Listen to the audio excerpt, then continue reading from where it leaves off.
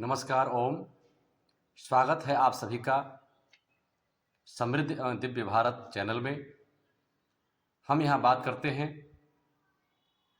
ज्ञान की, धर्म की, संस्कार की, शिक्षा की। हमारी यही ताकत है और इसी माध्यम से मैं अपनी बातों को आप सबके समक्ष रखता हूँ। आज मैं आप सबके माध्यम से भारत के यशस्वी प्रधानमंत्री आदरणीय श्री मोदी जी को मैं कोटि कोटि नमन और वंदन करता हूँ, इसलिए कि उनकी दूरदृष्टि का कारण है, परिणाम है कि आज जो विश्व में पूरी स्थिति पैदा हो गई है, डीजल की, पेट्रोल की, एलपीजी गैस की, उससे उन्होंने अपने अनुभव से,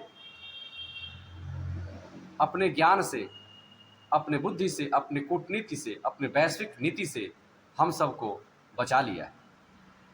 हमें गर्व होता है ऐसे व्यक्ति को प्रधानमंत्री के रूप में चुनने पर।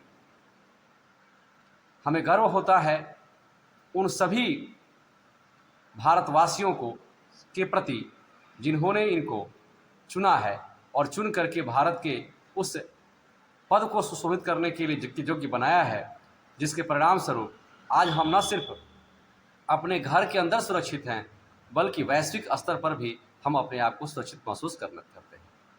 मैं धन्यवाद देना चाहता हूं उनको। मैं कोटि कोटि नमन और वंदन करना चाहता हूं अपने प्रधानमंत्री जी को की दूरदर्शिता को, जिनके कारण आज गल्फ कंट्री में, खाड़ी कंट्रीज में रह रहे, काम कर रहे हमारे देशवासी न सिर्फ अपने आप को सुरक्षित महसूस कर रहे हैं, बल्कि पूरे तन्मयता के साथ वहाँ पर कार्य करके अपने देश की जो आर्थिक स्थिति है उसमें सहयोग भी कर रहे हैं। हम गर्वान्वित महसूस करते हैं विश्व में रहने वाले उन सभी भारतीयों के लिए जो प्रधानमंत्री जी अपने कूटनीति के माध्यम से सबको सुरक्षित जहां जैसे हैं उन्होंने उसको रखा है।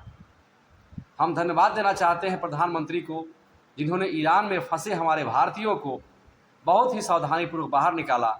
और हम धन्यवाद देना चाहते हैं उन सभी विश्व के राष्ट्रों को भी जो ऐसे हमारे प्रधानमंत्री जी को सम्मान देते हैं, क्योंकि उनका सम्मान करना हमारे सनातन संस्कृति का सम्मान है। जरा सोचिए कि हम सब थोड़ा सा इकट्ठा हुए तो इस प्रकार के ऐसे प्रधानमंत्री को हम दे पाए, जो आज न सिर्फ हमारे राष्ट्र की रक्षा करता है, बल्कि उनकी बातों को विश्व भी सुनता है।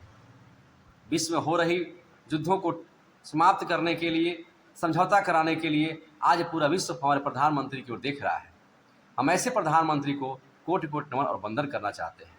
और न सिर्फ मैं करना चाहता हूं, बल्कि आप सभी भारतवासियों से प्रार्थना भी करना चाहते हैं कि अगर कोई व्यक्ति अच्छा कार्य करता है तो हमें उसकी प्रशंसा भी करनी चाहिए, क्योंकि हमारे प्रशंसा करने से उनकी शक्ति 100 गुना नहीं 140 लाख गुना बढ़ जाती है, क्योंकि हम 140 करोड़ भारतीय हैं।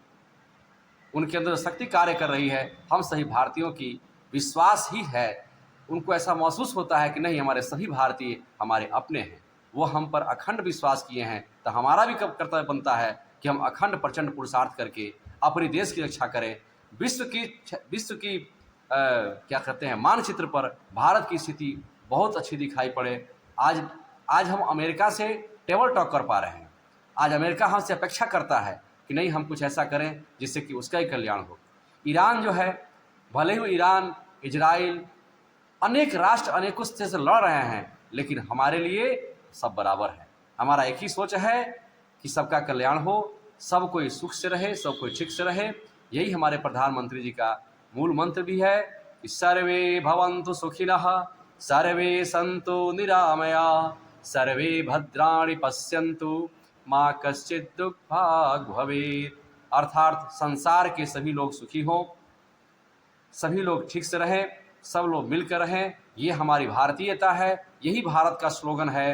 अंत में मैं पुनः अपने प्रधानमंत्री जी को कोटि कोटि नमन वंदन और सैल्यूट करते हैं। ऐसे प्रधानमंत्री को जो न सिर्फ हमें हमारी समस्याओं से बचा कर रखा है, बल्कि विश्व स्तर भी पर अपनी उपस्थिति को दर्ज कराते हुए भारत के सिर को ऊंचे बना कर रखा है। ऐसे प्रधानमंत्री जी को मैं कोटि कोटि नमन वंदन करता हूँ।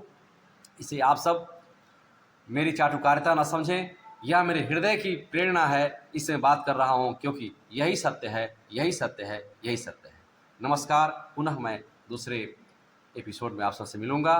तब तक आप सब स्वस्थ रहें, स्वच्छ रहें, समृद्ध रहें, योग करें, भारतीय संस्कृति का अध्ययन करें, गीता पढ़ें, महाभारत पढ़ें, रामायण पढ़ें, विदुर नीति पढ़ें, चाणक्य नीति पढ़ें, मनुस्मृति पढ़ें, ताकि हम सबका ज्ञान परिमार्जित हो और परिमार्जित होकर के हम ऐसा निर्णय ले सकें ताकि मेरा कल्याण हो, समाज का कल्याण हो, देश का कल्याण हो और अंत में विश्व का कल्याण हो। नमस्कार।